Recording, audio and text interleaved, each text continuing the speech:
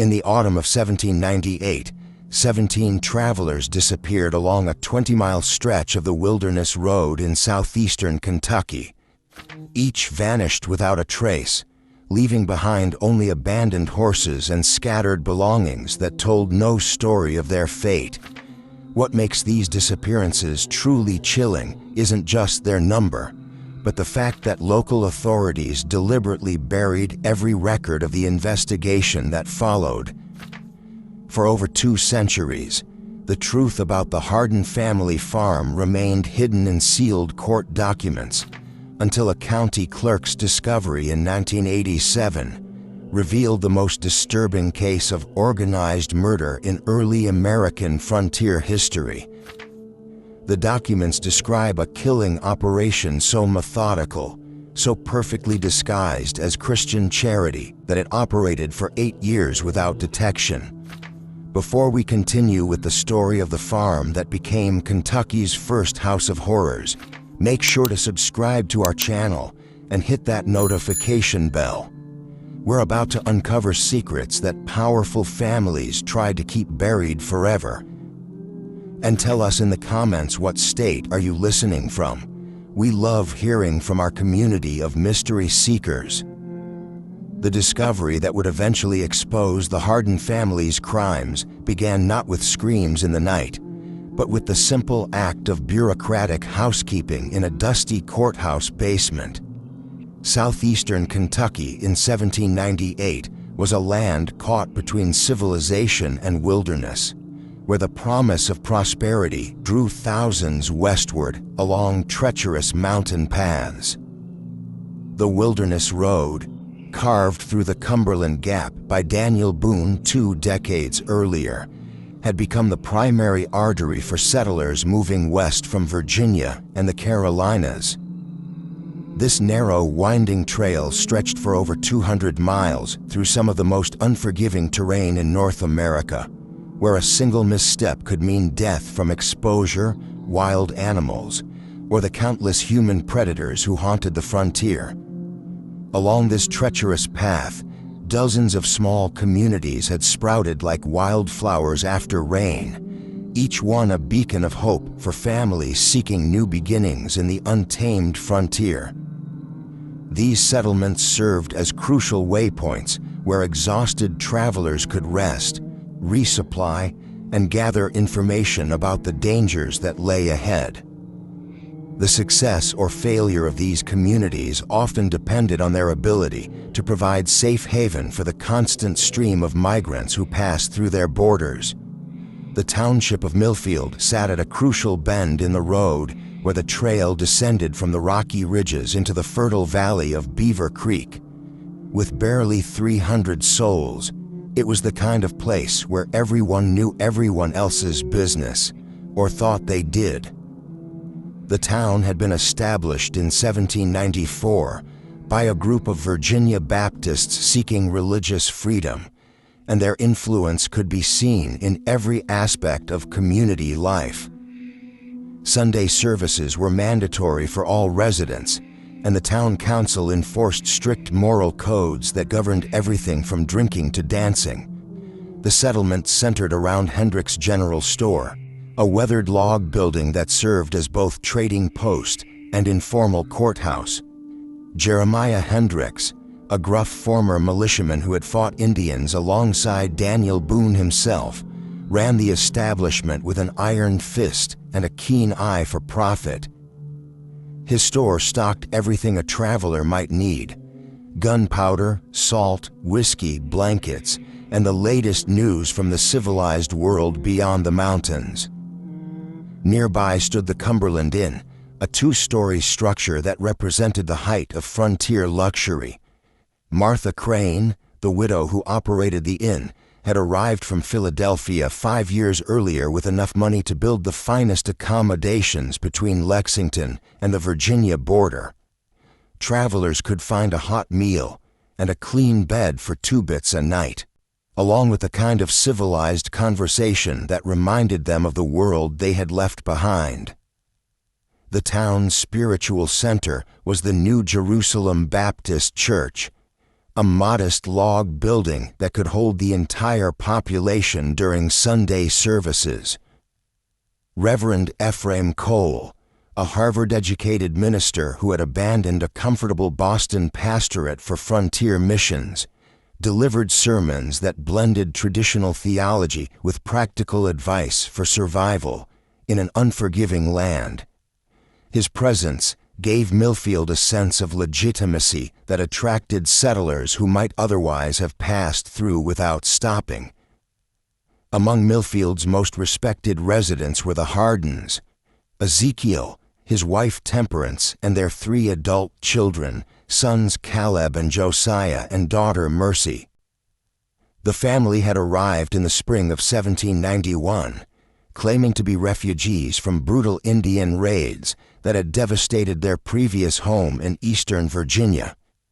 They quickly established themselves as pillars of the small community, with Ezekiel serving as a lay preacher who assisted Reverend Cole and Temperance organizing charitable efforts for struggling families who arrived with little more than the clothes on their backs. Ezekiel Harden was a man who commanded respect through sheer force of personality. Standing well over 6 feet tall with the broad shoulders of a lifetime laborer, he possessed the kind of physical presence that made other men step aside when he entered a room. His deep voice could fill the church without effort, delivering sermons that moved listeners to tears with their passionate descriptions of divine love and terrible warnings about eternal judgment. Those who heard him preach often remarked that he seemed to speak with the authority of someone who had personally witnessed both heaven and hell. Temperance Harden was equally impressive in her own way, a small, delicate woman with prematurely gray hair and hands that never seemed to rest. She had quickly become the community's unofficial physician. Her knowledge of healing herbs was encyclopedic, and she could treat everything from broken bones to difficult births with a skill that seemed almost supernatural. More than one family owed their lives to her midnight visits during times of crisis, and her reputation for medical miracles had spread throughout the county. Their children appeared to be perfect examples of frontier virtue. Caleb, the elder son at 26, possessed his father's imposing physical presence and his mother's gentle demeanor. He worked the family farm with tireless dedication while finding time to help elderly neighbors with their own crops. Josiah, 24, was smaller but more intellectual, often serving as the community's unofficial schoolmaster during the winter months when farm work slowed. At 22, Mercy was considered one of the most beautiful young women in the county, with a sweet disposition that made her popular among both men and women. The Harden farm sprawled across 400 acres of prime bottomland along Beaver Creek, 3 miles south of town. The land had cost Ezekiel nearly every penny he possessed, but the investment had proven wise. The rich soil produced abundant crops of corn and tobacco, while the creek provided water for livestock and power for a small grist mill that served the surrounding area. Visitors often remarked on the farm's unusual prosperity, noting that the Hardens seemed to have more material wealth than could be explained by farming alone. Ezekiel had built his homestead with careful attention to both comfort and security. The main house was a 2-story log structure with stone chimneys and glass windows, an almost unheard-of luxury on the frontier. The rooms were furnished with pieces that seemed far too fine for a simple farming family: carved chairs, imported china, silver candlesticks, and books that suggested education and refinement. A massive barn could shelter 50 horses, while a network of outbuildings included a smokehouse, dairy, blacksmith shop, and what Ezekiel described as the largest root cellar in the county. What made the Hardens particularly valuable to the community was their willingness to help travelers in distress. The frontier was unforgiving to those who traveled alone or unprepared, and barely a week passed without someone arriving at the farm seeking assistance. More than once, Ezekiel had ridden out in dangerous weather to assist a broken wagon or injured horse, often inviting stranded families to shelter at his farm until repairs could be made. Such hospitality was considered a Christian duty on the frontier, but the Hardens took it to extraordinary lengths. Temperance was particularly known for her willingness to treat injured or sick travelers regardless of their ability to pay. Her medical skills had saved countless lives, and many families continued their journeys only because of her intervention. She maintained a well-stocked infirmary in one of the outbuildings, complete with surgical instruments and medications that most frontier doctors could only dream of possessing. The family's reputation for hospitality had grown so strong that, by 1798, it was common for travelers to specifically seek out the Harden farm when planning their journey. Local guides regularly directed parties toward Beaver Creek, assuring them that the Hardens would provide fair prices for supplies and safe shelter for the night. The family's guest book, which Mercy maintained with careful attention to detail, recorded hundreds of visitors over the years: merchants, ministers, families, and solitary adventurers who had found refuge at the prosperous farm. But in the harsh reality of frontier life, where death lurked behind every tree and trust could be fatal, appearances could be more than deceiving, they could be deadly. The first sign that something was terribly wrong came on October 13, 1798, when a merchant named Samuel Fletcher failed to arrive in Lexington as scheduled. Fletcher was no ordinary traveler. He was one of the most experienced and reliable merchants on the Wilderness Road, a man whose punctuality had made him wealthy in a world where timing could mean the difference between profit and devastating loss. For 12 years, he had made the dangerous journey between Virginia and Kentucky 4 times annually, carrying manufactured goods west and raw materials east. Fletcher's business partner, Thomas Greeley, had worked with the merchant long enough to know his habits intimately. Fletcher never deviated from his planned schedule without sending word, and he never took unnecessary risks that might jeopardize his valuable cargo. When Greeley received no word after 5 days, 2 days beyond Fletcher's promised arrival, he knew something catastrophic had occurred. Greeley's search began at dawn on October 18th, following Fletcher's known route backward from Lexington.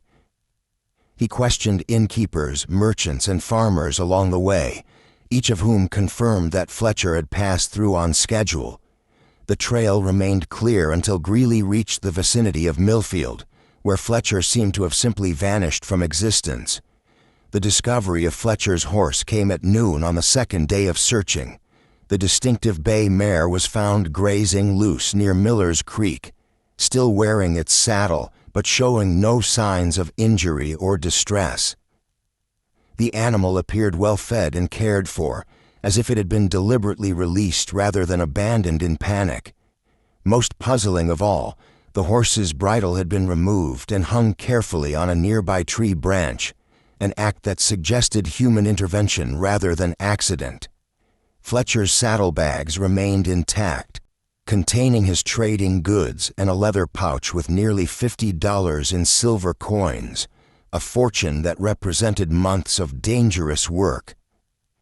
The money's presence ruled out simple robbery, the most common explanation for frontier disappearances. Even more disturbing, Fletcher's personal effects were scattered in a deliberate line leading away from the road toward the interior woodlands, as if he had been forced to drop them one by one while being dragged from his horse. The local constable, Jacob Winters, was a man uniquely qualified to investigate such mysteries. A former Continental Army sergeant who had served under Anthony Wayne in the Ohio campaigns, Winters possessed both the investigative skills and the stomach for violence that frontier law enforcement required. He had seen enough death and deception to know that the most obvious explanations were often the most wrong, and Fletcher's disappearance struck him as anything but ordinary.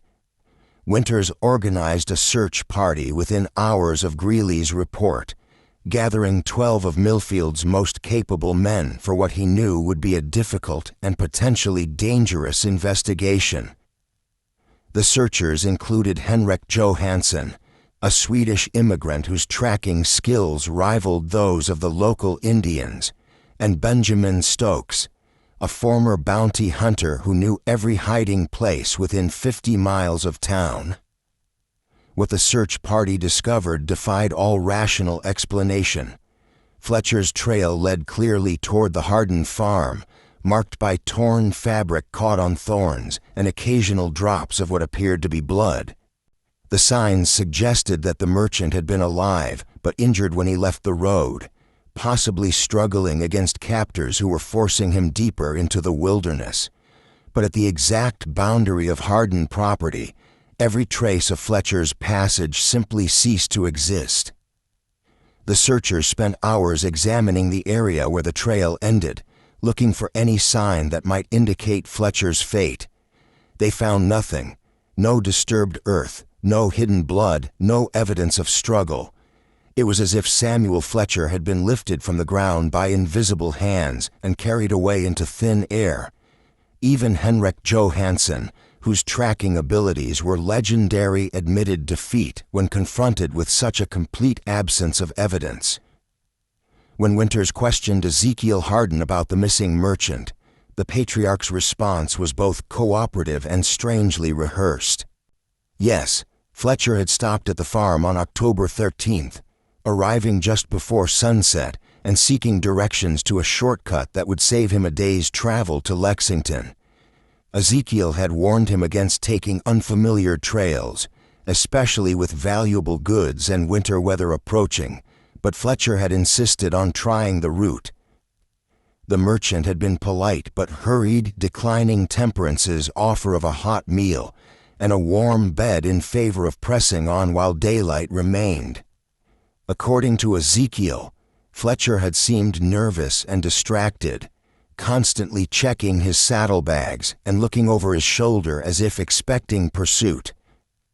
When asked about this behavior, Fletcher had mentioned seeing strange men following him since leaving Virginia, but had dismissed Ezekiel's suggestion that he remain at the farm until a larger party could escort him to safety. The last the family had seen of him, Fletcher was riding north toward the Ridge country, determined to find his shortcut despite growing darkness and threatening weather. Ezekiel's account was corroborated in exact detail by his entire family, each member providing identical descriptions of Fletcher's visit. They remembered his urgency, his dismissal of their warnings, even his precise words when declining their hospitality. Temperance recalled that the merchant had complained of stomach problems and had accepted a small bottle of her herbal medicine before departing. Caleb had offered to escort Fletcher to the Ridge Trail, but the merchant had refused, claiming that his business was too urgent for delays. Their consistency should have been reassuring to Constable Winters. Instead, it struck him as unnaturally perfect, like a story that had been carefully rehearsed and practiced until every detail was fixed in memory. Real witnesses in Winters's experience always contradicted each other on minor points while agreeing on major ones. The Hardens' account was too polished, too complete, too free of the small inconsistencies that marked genuine testimony. The constable's suspicions deepened when he noticed significant changes in the farm's layout since his last visit several months earlier. A new smokehouse had been built near the main barn, unusually large for a family operation, and constructed with thick stone walls that seemed designed for more than food preservation. Fresh earth surrounded several outbuildings, as if extensive digging projects had recently taken place. Most peculiar of all, the family's root cellar appeared to have been substantially enlarged, with new timber supports visible around an entrance that now seemed large enough to accommodate a wagon. When Winters asked about these improvements, Ezekiel explained that the family had enjoyed an exceptionally profitable harvest and had decided to invest in better facilities for storing and processing their crops.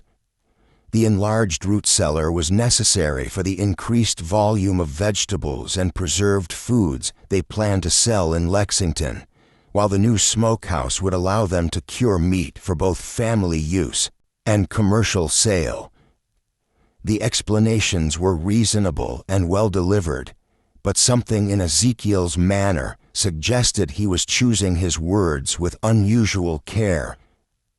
Most disturbing of all, the family's usual warmth seemed forced during Winters's visit. Their famous hospitality carried an undercurrent of nervous energy that the constable couldn't ignore. Temperance's hands shook slightly as she served coffee, and Mercy kept glancing toward her father as if seeking approval for every word she spoke. Even Caleb and Josiah, normally confident and outgoing young men, seemed subdued and watchful in ways that suggested they were hiding something significant. But without concrete evidence of wrongdoing, there was little Constable Winters could legally do. Fletcher's case was officially recorded as a probable highway robbery or Indian attack. His name was added to the growing list of frontier casualties that marked the price of westward expansion. The merchant's horse was sold at auction to cover his outstanding debts, and within a month, Samuel Fletcher existed only in the memories of those who had known him. Yet Fletcher's disappearance would prove to be just the beginning of a pattern that would terrorize the Wilderness Road for the next 8 months, transforming a prosperous farming community into a place where travelers whispered warnings and parents kept their children close to home after dark. Throughout the winter of 1798 and into the spring of 1799, the disappearances continued with terrifying regularity that defied all rational explanation. Every 2 to 3 weeks, another traveler would vanish without explanation along the same stretch of road, creating a zone of fear that stretched for nearly 20 miles in every direction from Millfield. The victims varied dramatically in age, wealth, and traveling circumstances. Solitary merchants like Fletcher, small family groups, even heavily armed parties traveling together for mutual protection. What united them was their complete disappearance, and the fact that each had been seen heading toward or inquiring about directions to the Harden farm before vanishing into the wilderness. Dr. Marcus Cromwell disappeared in November during his journey from Richmond to establish a medical practice in Louisville. The 43-year-old physician had been carrying his entire life's work in the form of medical instruments, books, and supplies worth over $300, an investment that represented years of saving and planning. His wagon had been found overturned near Devil's Fork, 3 miles from the Harden farm, with the contents scattered but apparently untouched. Local authorities assumed that Cromwell had been thrown from his seat during an accident and had wandered into the wilderness in a state of confusion, eventually dying of exposure. The explanation seemed reasonable until searchers discovered that Cromwell's medical bag was missing from the wreckage. The leather satchel contained surgical instruments of exceptional quality, including a bone saw and amputation kit that would be invaluable to anyone attempting to practice frontier medicine. No wild animal would have taken such items, and ordinary thieves would have been more interested in the coins and trade goods that remained scattered around the crash site. The Henley family vanished in December during one of the worst blizzards in recent memory. Jonathan Henley, his wife Elizabeth, and their 2 young children had been seeking shelter when their wagon became mired in a snowdrift only half a mile from the Harden farm. According to Ezekiel's subsequent account, the family had never reached his property despite the short distance, presumably becoming lost in the storm and freezing to death in the wilderness. Their bodies were never found despite extensive searches conducted when the weather cleared. What made the Henley case particularly disturbing was the discovery of their wagon a week after the storm. The vehicle had been pulled from the snowdrift and abandoned beside the road, cleaned of snow, and apparently searched thoroughly. The family's clothing and personal belongings were gone, but their food supplies and tools remained untouched. Most puzzling of all, tracks around the wagon suggested that multiple people had worked together to free it from the drift, an act that would have required considerable time and effort in dangerous weather. January brought the disappearance of Reverend Nathan Cross, a circuit preacher carrying donations for a new church in Frankfurt. Cross was known throughout the region for his powerful sermons and his fearless travels through even the most dangerous areas of the frontier. The 50-year-old minister had survived Indian attacks, bandits, and countless natural hazards during 15 years of preaching, making his disappearance particularly shocking to communities that had come to view him as indestructible. Cross's horse was found 3 days after his disappearance, still carrying saddlebags that contained nearly $200 in church donations. The money's presence ruled out robbery as a motive, but raised disturbing questions about what kind of threat could have overcome such an experienced and resourceful man. Local authorities eventually concluded that Cross had suffered a heart attack or stroke while traveling, falling from his horse and dying somewhere in the vast wilderness that surrounded the wilderness road. Each disappearance followed the same inexplicable pattern: abandoned horses found grazing loose or tied to trees, scattered personal belongings suggesting sudden violence or struggle, and trails that led inevitably toward Harden property before vanishing completely. Yet whenever questioned by increasingly suspicious authorities, the Harden family presented plausible explanations that were impossible to disprove. They had seen some of the travelers, yes, but only briefly and usually from a distance. Each victim had been warned about various dangers: bad weather, difficult terrain, reports of bandit activity, but had chosen to continue their journey despite the family's concerned advice. In several cases, the Hardens had offered food, shelter, or escort services that had been politely declined by travelers who seemed determined to maintain their schedules regardless of risk. Constable Winters found himself trapped in an impossible situation that grew more frustrating with each new disappearance. The Hardens were among the most respected families in the county. Their reputation for charity and Christian virtue was unquestioned by everyone except him. Ezekiel's sermons continued to draw crowds from surrounding townships. His passionate delivery and biblical knowledge impressed even educated ministers like Reverend Cole. Temperance's medical skills had saved dozens of lives during the previous summer's fever outbreak, earning her a reputation that bordered on saintliness among grateful families. To accuse such pillars of the community without ironclad proof would be professional suicide and social ostracism. Winters had seen what happened to lawmen who made accusations they couldn't prove. They found themselves friendless, unemployed, and sometimes facing charges of their own. The frontier operated on a complex web of personal relationships and mutual obligations, and attacking the wrong family could destroy a man's life more effectively than any legal proceeding. Moreover, the family's explanations, while consistently convenient, were entirely believable within the context of frontier life. The wilderness road was genuinely dangerous, plagued by bandits, hostile Indians, severe weather, and the countless natural hazards that claimed lives regularly. Dozens of travelers disappeared each year under circumstances far less mysterious than those surrounding the Harden farm. What made this cluster of vanishings different was purely statistical. Too many people, too close together, all last seen in the same general area. But statistics meant little in a world where evidence was everything, and evidence seemed to evaporate like morning mist whenever investigators approached the Harden property.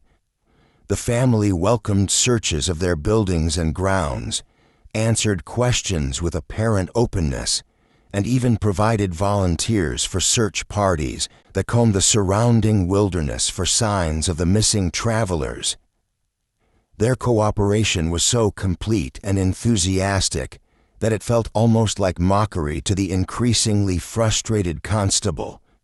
The first crack in the family's carefully maintained facade came from an unexpected source: 9-year-old Timothy Voorhees, whose family lived on a small homestead 2 miles east of the Harden farm. Timothy was known throughout the community as an imaginative child who loved to explore the woods around his family's property, often returning home with elaborate stories about the wildlife and natural wonders he had discovered during his adventures. In March 1799, young Timothy approached Constable Winters with a story that initially seemed like another product of childish imagination. The boy claimed he had been exploring the woods near Beaver Creek when he heard screaming coming from the direction of the Harden farm. But these weren't the kind of screams that came from accidents, arguments, or even childbirth. They were the sustained, desperate cries of someone in mortal terror, rising and falling in patterns that suggested both physical pain and psychological torment. According to Timothy, he had heard such sounds at least 5 times over the winter, always during the darkest hours of night when decent folk should be asleep. The screaming would continue for what seemed like hours, sometimes accompanied by other sounds that the boy couldn't identify: rhythmic hammering, the creak of pulleys or ropes, and occasionally what sounded like multiple voices chanting in unison. The sounds always ended abruptly, followed by a silence so complete that Timothy wondered if he had imagined the entire episode. When Winters questioned the boy's parents, they admitted to hearing strange sounds themselves, but had dismissed them as natural phenomena common to frontier life. Animal calls distorted by wind and distance perhaps, or the sounds of nocturnal predators hunting in the wilderness. After all, the Hardens were good Christian folk who had never given anyone cause for suspicion. What possible explanation could there be for screaming in the night coming from such a respectable household? Timothy's account might have been dismissed as childhood imagination or misinterpreted natural sounds, except for one detail that gave Constable Winters considerable pause. When pressed for specifics, the boy could accurately describe the approximate dates when he had heard the screaming, and each corresponded exactly with the estimated time of a traveler's disappearance. The correlation was too precise to be coincidental, too consistent to be explained by chance. Armed with Timothy Voorhees's disturbing testimony, Constable Winters began to build a case against the Harden family with the methodical patience of a man who understood that accusations against such prominent citizens would require absolutely unassailable proof. He started by quietly interviewing other neighbors who lived within hearing distance of the farm, asking carefully worded questions that wouldn't reveal his growing suspicions or alert the Hardens to his investigation. What emerged from these discreet inquiries was a disturbing pattern of small inconsistencies and unexplained phenomena that had been overlooked, dismissed, or rationalized away by people who trusted the family's reputation more than their own observations. Each piece of evidence was minor when considered individually, but together they painted a picture that made Winters's blood run cold. Sarah Mitchell, whose small farm lay closest to the Harden property, recalled several nights when she had seen unusual activity at their homestead. Lanterns moving between buildings at hours when decent folk should be sleeping, the sounds of digging and heavy construction that seemed to continue until dawn. When she had mentioned these observations to Temperance Harden after church services, the woman had offered a reasonable explanation. The family was working on extensive improvements to their root cellar and other storage facilities, and they preferred to do such labor during cool night hours rather than waste precious daylight that could be spent tending crops.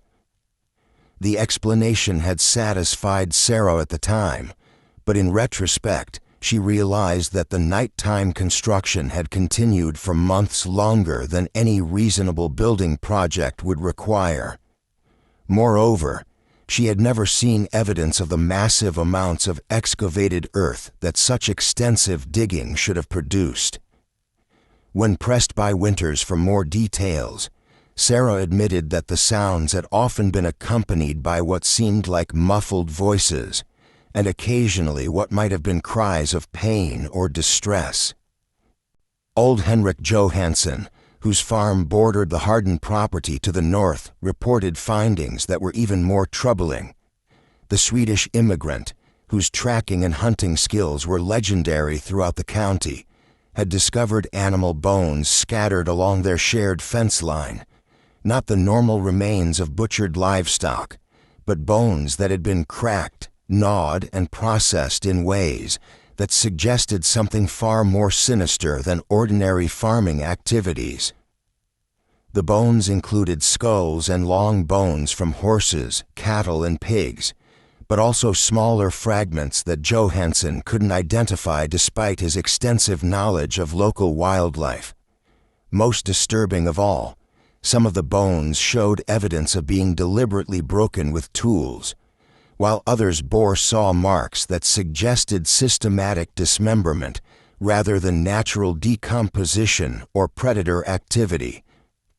When Johansson had approached Ezekiel about the mysterious bone deposits, the patriarch had offered a plausible but somehow unsatisfying explanation. Wild animals had been particularly troublesome that winter, he claimed, forcing the family to dispose of several diseased livestock carcasses by scattering the remains throughout the woods. The bone fragments were simply the result of scavengers, and whether breaking down these disposed carcasses over time. But Johansson's trained eye had noticed details that contradicted this innocent explanation. The bones were too clean, too systematically processed, and too widely distributed to be the result of natural decomposition. Moreover, many of the fragments showed evidence of being boiled or otherwise treated with heat, suggesting deliberate processing rather than simple disposal of diseased animals.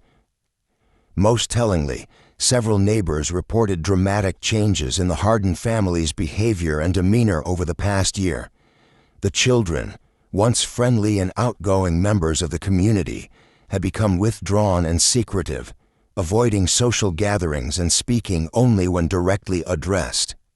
Caleb and Josiah, who had previously been popular among young people their age, now seemed nervous and distracted during public interactions, as if constantly preoccupied with private concerns.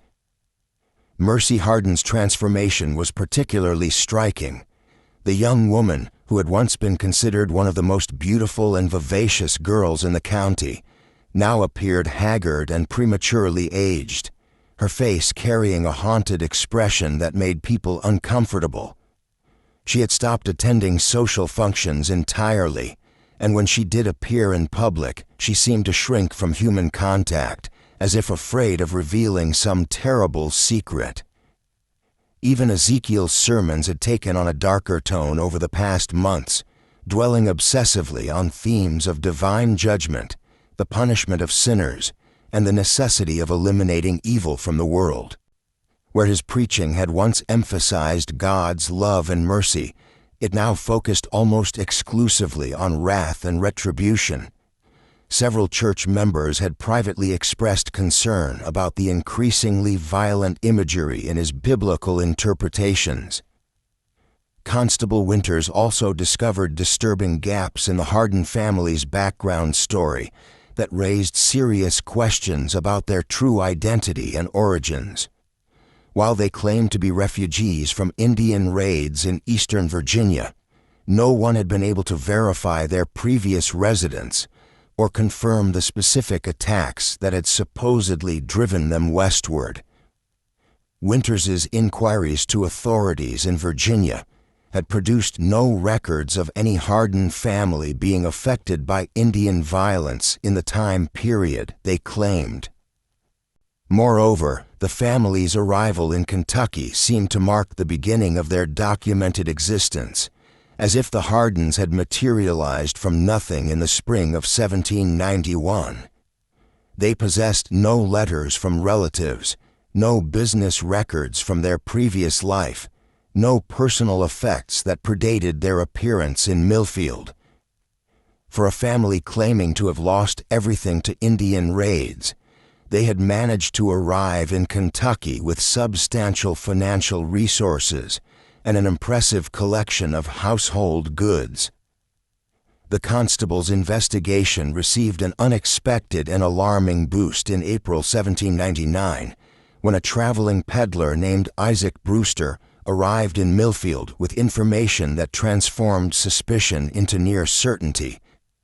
Brewster was a well-known figure throughout the frontier, a man whose business required him to travel constantly between settlements, and who possessed an encyclopedic knowledge of events and personalities throughout the region. Brewster had spent the previous winter in eastern Tennessee, where he had heard disturbing stories about a series of disappearances that had plagued the Halston River Valley between 1789 and 1791. According to local accounts, at least 15 travelers had vanished along a remote stretch of road near a prosperous farm operated by a family named Harper. Zachariah Harper, his wife Prudence, and their 3 adult children. The similarities between the Tennessee disappearances and the current Kentucky cases were so striking that they couldn't possibly be coincidental.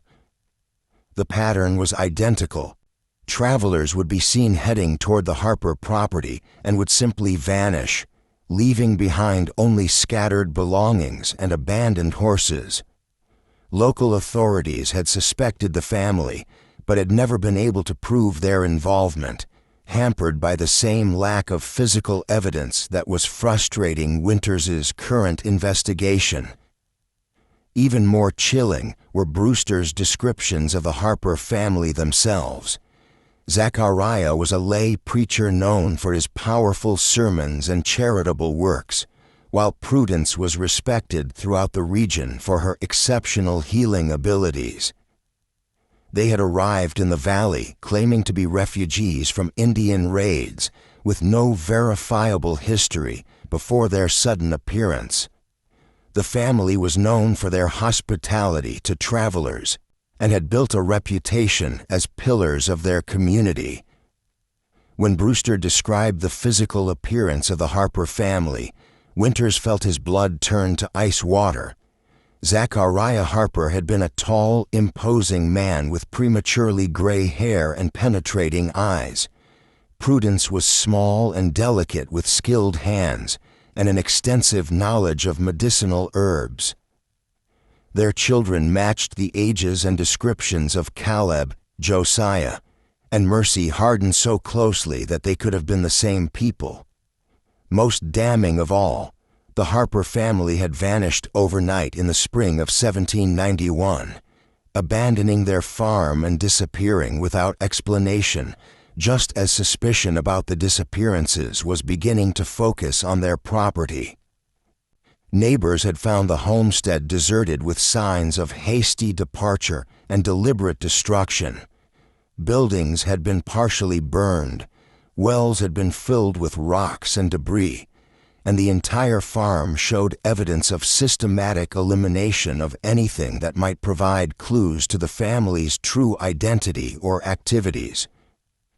When Tennessee authorities had finally obtained warrants to search the abandoned Harper property, they had made discoveries that still haunted the investigators who participated. Hidden throughout the woods surrounding the farm were dozens of shallow graves containing the remains of both animals and humans. The human remains included personal effects belonging to several of the missing travelers, creating undeniable evidence that the Harper family had been responsible for multiple murders. But by then the killers had vanished completely, leaving behind only their crimes and the mystery of their true identities. A 6-month manhunt had failed to locate any trace of the Harper family, and the case had eventually been closed with the assumption that they had either died in the wilderness or fled to territories beyond the reach of American law. The implications of Brewster's revelations were staggering and terrifying. If his account was accurate, the Harden family were not merely local criminals who had committed a few opportunistic murders. They were experienced serial killers who had perfected their methods over years of practice, moving from region to region when suspicion grew too strong, and leaving behind a trail of bodies that stretched across multiple states. Even worse, their current operation in Kentucky appeared to be far more sophisticated and successful than their previous activities in Tennessee. They had learned from their mistakes, developed better methods of disposing of evidence, and created a more convincing cover identity that had allowed them to operate undetected for 8 years. The number of victims in Kentucky likely far exceeded those in Tennessee, representing one of the most extensive killing sprees in American criminal history. The weight of Isaac Brewster's testimony pressed down on Constable Winters like a physical burden, but he knew that compelling as the evidence might be, it would not be sufficient to secure convictions against the Harden family in a court of law. Frontier justice moved deliberately, and judges required ironclad physical evidence before authorizing arrests that could destroy innocent lives and tear apart established communities. The constable needed proof that would stand up under the scrutiny of skeptical attorneys and suspicious juries, evidence that could not be explained away or dismissed as coincidence.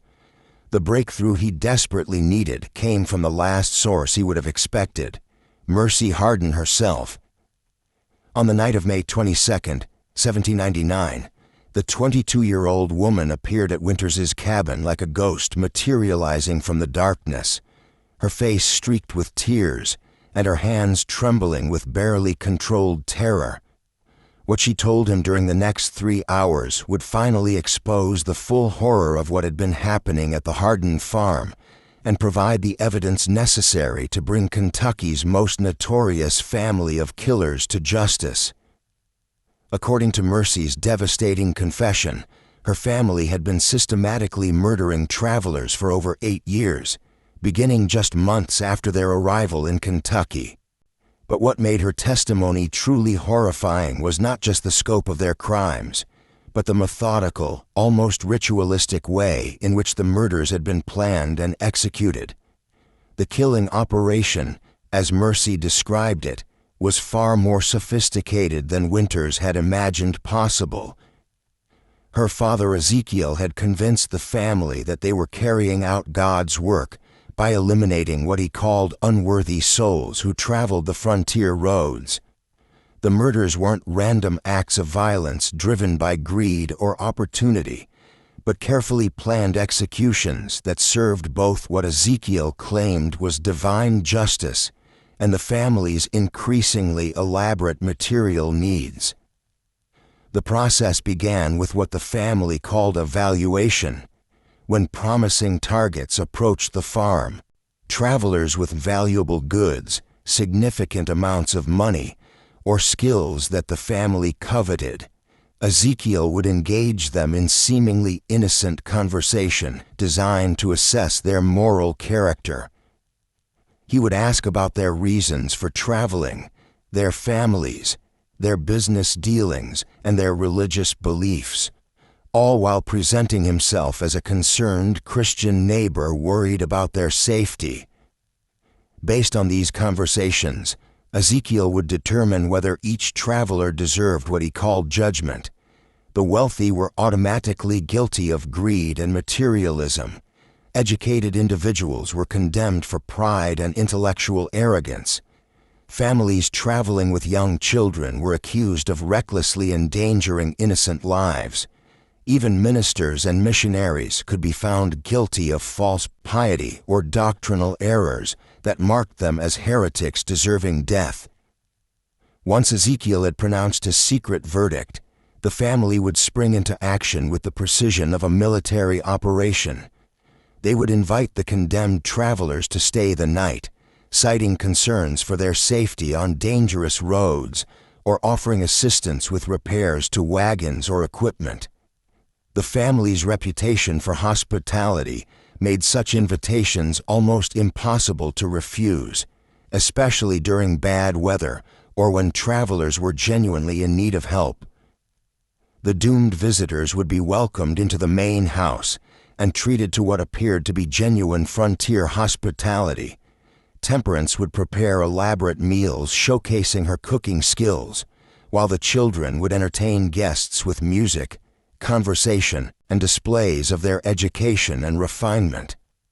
The evening would conclude with family prayers led by Ezekiel, whose powerful voice and biblical knowledge impressed even skeptical visitors. But the final course of every meal contained a carefully prepared mixture of herbs that Temperance had perfected over years of experimentation. The drug cocktail was virtually undetectable when mixed with strong coffee or whiskey, producing effects that mimicked natural exhaustion after a long day of travel. Victims would gradually become drowsy and disoriented, accepting the family's suggestion that they retire early to recover their strength for the next day's journey. The drugged travelers would awaken to find themselves bound and helpless in the farm's underground chambers, a complex network of rooms and tunnels that had been excavated far beyond what any normal root cellar would require.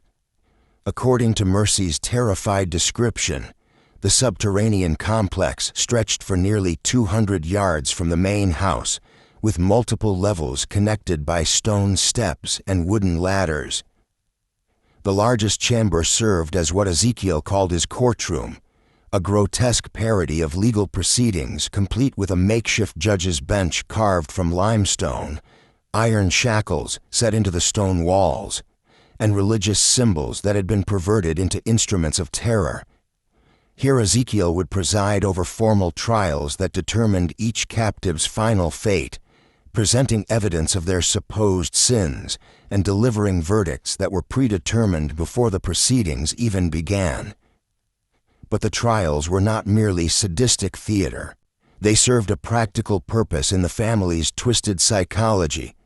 By framing the murders as acts of divine justice rather than simple crimes, Ezekiel had created a belief system that allowed his family to commit atrocities while maintaining their self-image as righteous Christians. Each killing became a religious duty, each victim a sacrifice offered to purify the frontier of unworthy souls. The sentences handed down in Ezekiel's underground courtroom varied according to his assessment of each victim's sins and the family's current needs. Some prisoners were kept alive for weeks or even months, forced to use their skills for the family's benefit before being executed. Dr. Cromwell, the physician who had disappeared in November, had been compelled to train Temperance in advanced surgical techniques before his death. Reverend Cross had been forced to write sermons that Ezekiel later delivered as his own, enhancing his reputation as a biblical scholar. Others faced immediate execution, usually by methods that Ezekiel claimed were biblically sanctioned. Hanging was reserved for thieves and bandits, while drowning in the underground cisterns was the fate of those guilty of pride or blasphemy. The most elaborate executions were saved for those whom Ezekiel judged to be the most wicked, a category that included wealthy merchants, government officials, and anyone who had shown skepticism about frontier religion. Just when we thought we'd seen it all, the horror in Kentucky intensifies. If this story is giving you chills, share this video with a friend who loves dark mysteries. Hit that like button to support our content, and don't forget to subscribe to never miss stories like this. Let's discover together what happens next. Mercy's testimony revealed the systematic nature of the family's crimes in terrifying detail. Each member had been assigned specific roles in both the murders and the elaborate cover-up that followed. Caleb and Josiah served as the muscle of the operation, responsible for capturing victims, maintaining the underground complex, and disposing of bodies through a limestone cave system that connected to the deepest parts of the excavated chambers. Their size and strength made them ideal for the physical demands of moving unconscious prisoners and heavy loads of earth and stone. Mercy herself had been forced to serve as the family's record keeper, maintaining detailed ledgers that documented every victim's identity, possessions, and method of disposal. Her careful handwriting filled dozens of notebooks with information that read like a merchant's inventory, except that the goods being cataloged were human lives and the transactions were murders. Each entry included the victim's name, age, appearance, estimated wealth, and personal belongings, along with notes about their final words and behavior during their imprisonment. Temperance's role was perhaps the most crucial to the operation's success. In addition to preparing the drugs that incapacitated victims, she served as the family's medical expert, keeping prisoners alive when their skills were needed, and ensuring that executions proceeded without complications that might create evidence. Her knowledge of anatomy, gained through years of frontier medical practice, had been perverted into expertise in torture and murder. Most chilling of all, Temperance had developed what she called treatments for prisoners who proved uncooperative or attempted to escape. These punishments were designed to break the will without causing death, using techniques that combined her medical knowledge with psychological torture. Prisoners who refused to comply with the family's demands would find themselves subjected to calculated doses of pain and terror until they became completely submissive. The family's success in avoiding detection had depended on more than just careful planning. It required an elaborate system of disposal and deception that eliminated all evidence of their crimes. Bodies were never buried on the farm property itself, but were instead transported through the cave system to remote limestone caverns that lay several miles from the homestead. These natural chambers provided perfect conditions for decomposition, while their distance from the farm made discovery virtually impossible. Personal belongings were sorted with the efficiency of experienced merchants. Valuable items, money, jewelry, fine weapons, and tools were either kept by the family or sold in distant markets where they couldn't be traced to missing persons. Less valuable objects were carefully scattered along roads throughout the region, creating false trails that suggested robbery or Indian attacks. Even victims' clothing was processed systematically, with useful garments kept for the family's use, while distinctive items were destroyed to prevent identification. The horses presented a particular challenge since they were both valuable and easily recognized by people familiar with the victims. The family had developed relationships with unscrupulous horse traders in distant counties, who asked no questions about the animals' origins. By selling the horses far from where their owners had disappeared, the Hardens created additional false trails that further confused investigations. But perhaps the most ingenious aspect of their deception was the way they used their charitable activities to deflect suspicion. Every act of kindness, every medical treatment provided by Temperance, every sermon delivered by Ezekiel served dual purposes. They genuinely helped the community while creating a reputation that made the family virtually above suspicion. Who would believe that people who saved lives during epidemics could be responsible for systematic murder? The family had even developed contingency plans for different types of investigations. If authorities became too suspicious, they would temporarily cease their killing activities while increasing their charitable works to reinforce their reputation. They had identified several escape routes that would allow them to abandon the farm quickly if discovery seemed imminent, just as they had done when leaving Tennessee years earlier. According to Mercy, the family had been planning to expand their operations significantly. They had identified several other remote farms along the Wilderness Road where similar trials could be conducted, creating a network of killing sites that would allow them to operate with even greater impunity. The ultimate goal was to establish what Ezekiel called courts of divine justice throughout the frontier, eliminating unworthy travelers on a scale that would reshape the moral character of the entire region. But what finally drove Mercy to confession was not moral awakening or sudden conscience. It was terror for her own life. She revealed that Ezekiel had grown increasingly paranoid about potential discovery and had begun to view anyone who might pose a threat as deserving of judgment. That list now included several neighbors who had asked too many questions, Isaac Brewster, the peddler who had been making inquiries about the Tennessee disappearances, and even Constable Winters himself.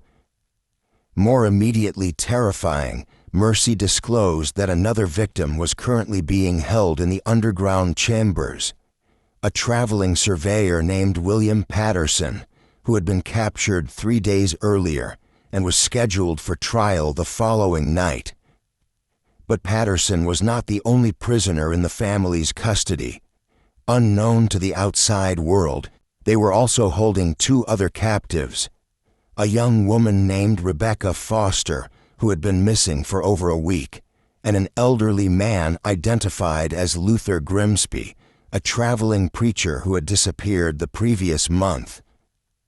The revelation that multiple victims were being held simultaneously showed how confident the family had become in their methods, and how dramatically they had escalated their activities. What had begun as opportunistic murders of isolated travelers had evolved into something approaching an industrial killing operation, with prisoners being held, sorted, and executed according to an elaborate schedule that treated human life as raw material for the family's twisted purposes. Winters realized that time had run out for careful investigation and legal procedures. If Mercy's information was accurate, innocent people were going to die within hours unless immediate action was taken. But he also knew that a direct confrontation with the Harden family would be extraordinarily dangerous. They were armed, prepared for resistance, and operating from a fortified position that they had spent years perfecting for exactly this type of situation. Constable Winters faced the most difficult decision of his law enforcement career, knowing that every choice carried deadly consequences. He could attempt to arrest the Harden family single-handedly, risking not only his own life, but potentially alerting them to escape before their current victims could be rescued. Alternatively, he could ride to Lexington for reinforcements, almost certainly condemning Patterson, Foster, and Grimsby to death, while giving the Hardens time to destroy evidence and flee to another territory where they could resume their killing spree. The choice became easier when Winters realized he wouldn't have to act alone. Henrik Johansson, the Swedish farmer whose suspicions had been growing for months, volunteered immediately when approached for assistance. The immigrant's military experience in the Swedish army and his intimate knowledge of the local terrain made him an invaluable ally for what would essentially be a combat operation. Isaac Brewster also volunteered his services, driven by guilt over his failure to expose the Harper family's crimes in Tennessee years earlier. The peddler's knowledge of the family's previous methods and his experience with frontier violence would be crucial in anticipating their likely responses to attack. Two other men from town, Benjamin Stokes, the former bounty hunter, and Daniel Crawford, a veteran of Indian fighting, completed the hastily assembled rescue party. The plan they developed was necessarily simple but extremely dangerous. The group would approach the Harden farm after midnight on May 23rd, using darkness and surprise to overcome the family's defensive advantages. Their primary objective was rescuing the imprisoned victims, with capturing the killers being a secondary consideration. If the Hardens could not be taken alive, the rescuers were prepared to use whatever force necessary to prevent their escape. Mercy provided crucial intelligence about the farm's layout and the family's likely defensive positions. The underground complex had only two entrances, the main access through the enlarged root cellar and a concealed emergency exit that emerged in the woods nearly a quarter-mile from the main house. The family kept weapons cached at both locations, and Ezekiel had drilled his sons in defensive tactics designed to hold off attackers long enough for the family to escape through the cave system. The approach to the farm required crossing nearly a mile of open ground that would leave the rescuers completely exposed if detected. Joe Hansen's tracking skills proved invaluable in identifying a route that used creek beds and tree lines to provide maximum concealment. The group moved with the silence of experienced hunters, each man understanding that discovery would likely mean death for both themselves and the prisoners they were trying to save. What they discovered when they reached the Harden property exceeded their worst expectations and confirmed that Mercy's testimony had actually understated the scope of her family's crimes. The farm showed clear evidence of recent excavation work, far beyond what any normal agricultural operation would require. Piles of earth and stone were scattered throughout the property, while the smell of lime and decay hung in the air like a physical presence. The main house appeared normal from the outside, with warm light glowing in the windows and smoke rising from the chimneys. But as the rescuers drew closer, they could hear sounds that chilled their blood. Muffled voices coming from beneath the ground, occasional screams that were quickly silenced, and the rhythmic sound of metal striking stone that suggested ongoing construction work in the underground chambers. The rescue operation began at precisely 2:00 a.m. when the raiders believed the family would be least alert and most vulnerable to surprise attack. Winters and Joe Hansen approached the main entrance to the underground complex, while Stokes and Crawford positioned themselves to block the emergency exit. Brewster remained with the horses, ready to provide covering fire if the operation went wrong. The root cellar entrance proved to be far more elaborate than Mercy had described. What appeared from the surface to be a simple storage facility was actually a sophisticated fortification with multiple defensive positions and clear fields of fire. The Hardens had spent years preparing for exactly this type of assault, creating killing zones that would allow a small number of defenders to hold off a much larger attacking force. But the raiders' greatest advantage was complete surprise. The family had grown complacent after years of successful operation, never imagining that their carefully maintained cover could be penetrated by local law enforcement. When Winters and Joe Hansen descended into the underground complex, they found Ezekiel and his sons completely unprepared for resistance, focused instead on the grisly business of preparing their current victims for execution. The rescue of the prisoners was both easier and more horrifying than the raiders had anticipated. They found William Patterson chained in a stone cell barely large enough for a man to stand upright, weak from days without adequate food, but alive and coherent. Rebecca Foster was in worse condition, showing signs of the treatments that Temperance had used to break her resistance. Luther Grimsby was barely conscious, his health broken by weeks of captivity and psychological torture. But the prisoners were not the only occupants of the underground complex. As the raiders penetrated deeper into the cave system, they discovered evidence of the family's crimes that defied human comprehension. The limestone chambers contained a charnel house of human remains, spanning nearly a decade of systematic murder. Bones, clothing fragments, and personal effects were scattered throughout multiple rooms, creating an archaeological record of atrocity that would take weeks to fully catalog. The physical evidence was overwhelming in both scope and detail. In addition to the human remains, the raiders found the detailed records that Mercy had described, written in her careful handwriting and organized with the precision of a merchant's ledger. The notebooks contained the names, descriptions, and final possessions of 67 victims spanning 8 years, far more than the investigation had uncovered and representing one of the most extensive killing sprees in American criminal history. But perhaps the most damning evidence was discovered in what Ezekiel had called his courtroom. The underground chamber contained not only the makeshift judge's bench and religious symbols that Mercy had described, but also a collection of personal trophies taken from victims. Scalps, jewelry, weapons, and other mementos were displayed like battle honors, creating a museum of murder that revealed the full extent of the family's sadistic pride in their crimes.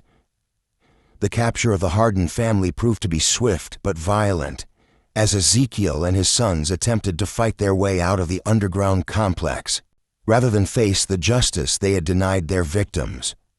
The patriarch showed no surprise at being discovered, instead launching into a rambling sermon about divine judgment and the righteousness of his mission.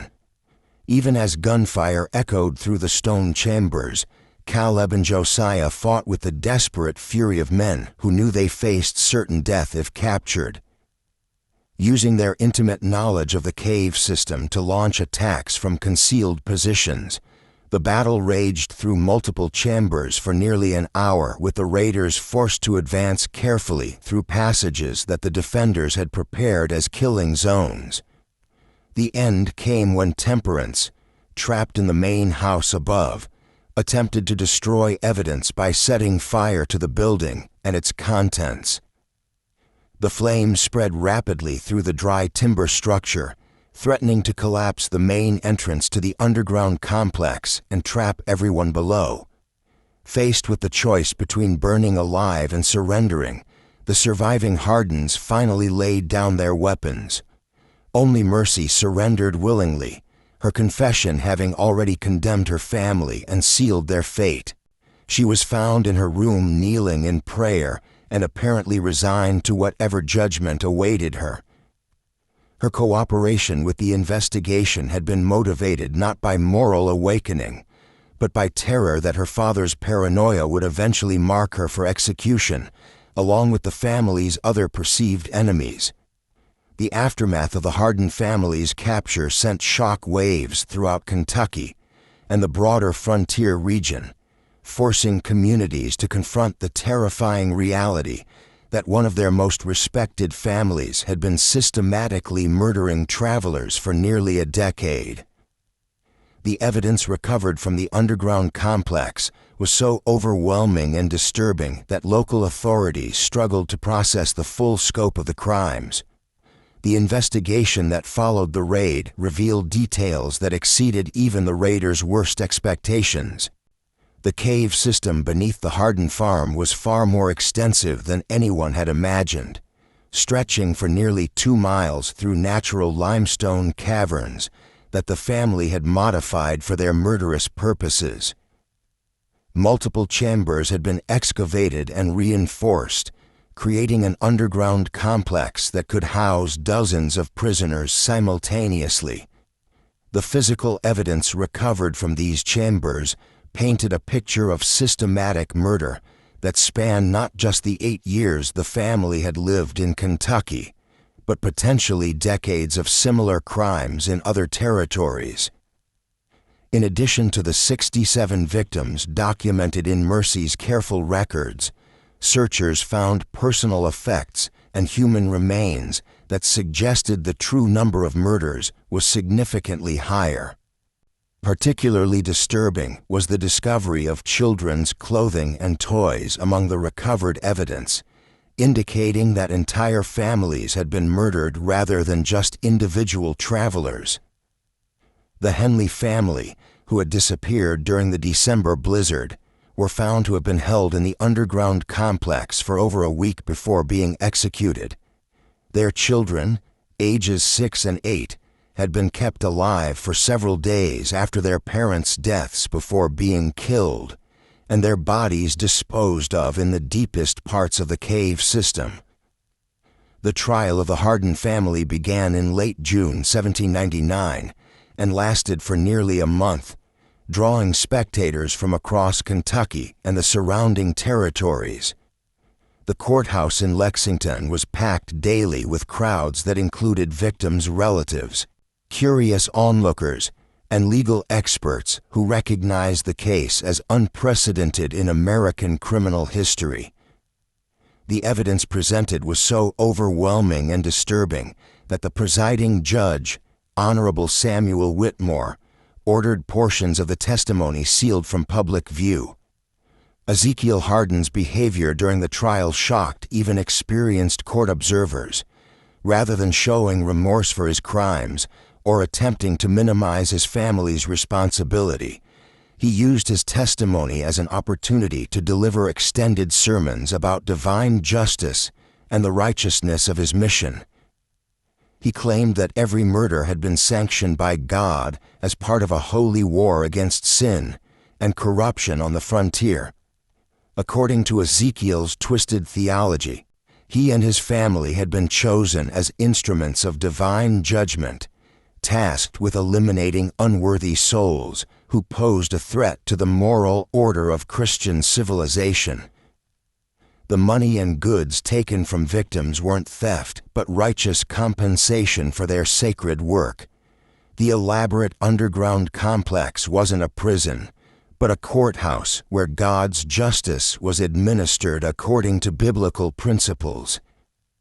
His wife and sons maintained their innocence despite overwhelming evidence, insisting they had been coerced into participating by Ezekiel's religious fanaticism and threats of violence. Temperance claimed that her medical knowledge had been used against her will to keep prisoners alive, while Caleb and Josiah testified that their father had convinced them. They were fighting a holy war against agents of Satan who threatened their community. These claims were contradicted by extensive evidence showing that all family members had participated willingly and enthusiastically in the murders. Mercy's detailed records included notations in different handwritings, indicating that each family member had contributed to documenting their crimes.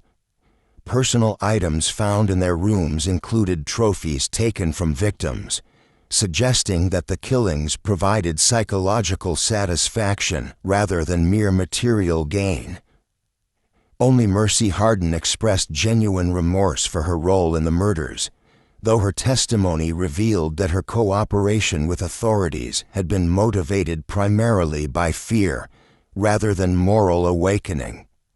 She provided crucial details about the family's methods and helped identify many of the victims whose remains had been found in the cave system.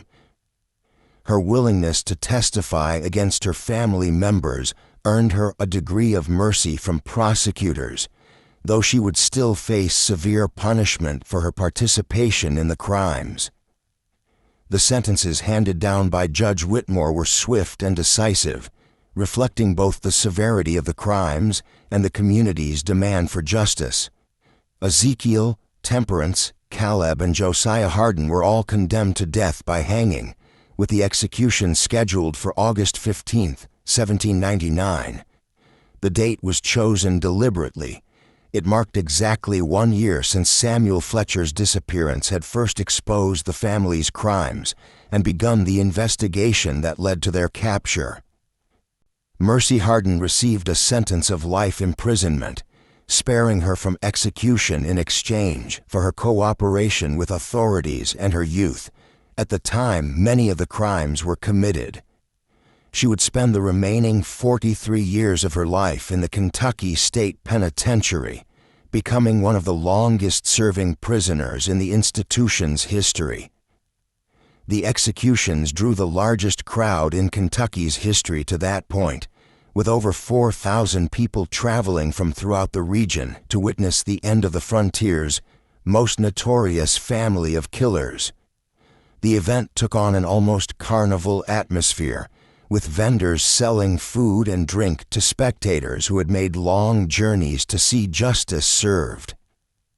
Ezekiel maintained his religious fanaticism to the very end, using his final words to deliver a rambling sermon in which he cursed the community that had rejected his vision of divine justice.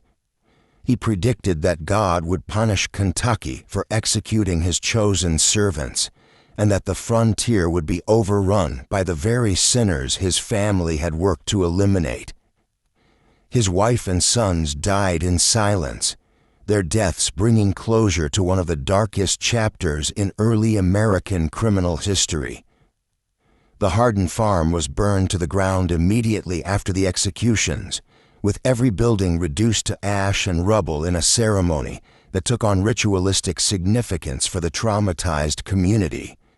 The underground chambers were sealed with explosives and tons of rock, creating a tomb that would ensure the family's victims could finally rest in peace. Local authorities declared the land cursed and forbade any future construction on the site. But the legacy of the Harden family's crimes extended far beyond their own deaths, establishing important precedents in frontier justice and fundamentally changing how communities viewed the balance between hospitality and security. The case led to new laws requiring background verification for land purchases and established protocols for investigating missing persons that would influence law enforcement practices for decades. More importantly, the Harden case served as a chilling warning about the dangers of blind trust in religious authority and the ease with which evil could hide behind a facade of respectability.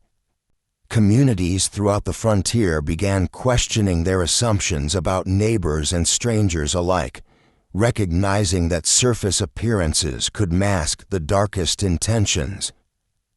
The legal proceedings also established important precedents for the use of circumstantial evidence in capital cases and the protection of witnesses who cooperated with authorities. Mercy Harden's testimony demonstrated that family loyalty could be overcome by proper incentives and legal protections, paving the way for similar prosecutions in other complex criminal cases. The surviving records of the case were sealed by court order in 1801, with access restricted to law enforcement officials and legal scholars. This decision was made partly to protect the privacy of victims' families, but also to prevent the case from inspiring copycat crimes by other twisted individuals who might see the Hardens' methods as a blueprint for their own murderous ambitions. For nearly 2 centuries, the full truth about the Harden family remained hidden in those sealed documents, with only fragments of the story surviving in local folklore and family traditions.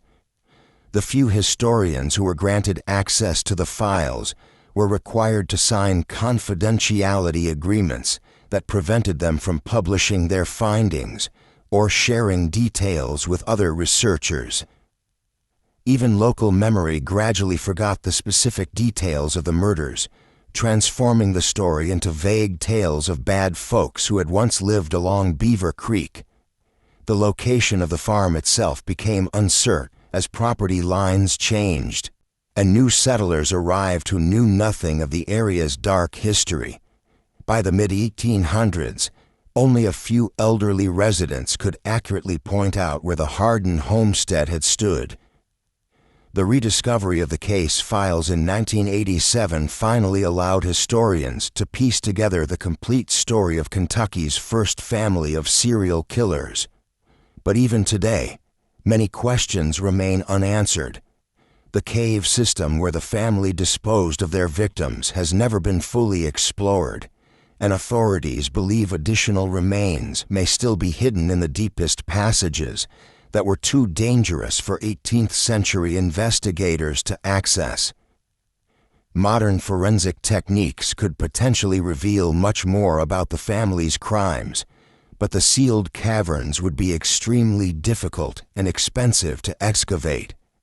Local authorities have shown little interest in reopening what they consider a historical matter, preferring to let the dead rest undisturbed rather than risk new revelations that might traumatize descendants of the victims. Perhaps most disturbing of all, the Harden case has forced historians to reconsider other unexplained disappearances along frontier roads throughout the early American period. How many other respectable families might have been hiding similar secrets? How many missing travelers were victims not of random violence, natural hazards, or Indian attacks, but of carefully planned murders by people they trusted? The statistical analysis of frontier disappearances reveals troubling patterns that suggest the Harden family may not have been unique. Clusters of vanishings near other prosperous, charitable families have been identified in Tennessee, Virginia, North Carolina, and Georgia during the same time period. While none of these cases have been definitively linked to systematic murder, the similarities are striking enough to warrant further investigation. The answers to these questions died with Ezekiel Harden on that August morning in 1799, but the questions themselves serve as a chilling reminder that evil often wears the most innocent face. The greatest horrors in human history have frequently been committed by those who believed they were doing God's work, and the frontier period of American expansion created countless opportunities for such twisted individuals to operate with impunity. The Harden case also highlights the vulnerability of isolated communities that valued reputation over evidence and trust over vigilance. The family's success depended not just on their own criminal skills, but on their neighbors' willingness to dismiss uncomfortable evidence in favor of maintaining social harmony. The price of that willingness was measured in human lives. This mystery shows us that the frontier justice of early America was often more complex and disturbing than traditional histories have acknowledged. The expansion westward created not just opportunities for honest settlers seeking new lives, but also perfect hunting grounds for predators who understood how to exploit the trust and desperation of vulnerable travelers. What do you think of this story? Do you believe everything was revealed about the Harden family's crimes, or might there be even darker secrets still buried beneath the Kentucky soil? Could similar families have operated in other frontier regions without ever being discovered? Leave your comment below and share your theories about this case. If you enjoyed this tale and want more horror stories like this, subscribe, hit the notification bell, and share with someone who loves mysteries. See you in the next video.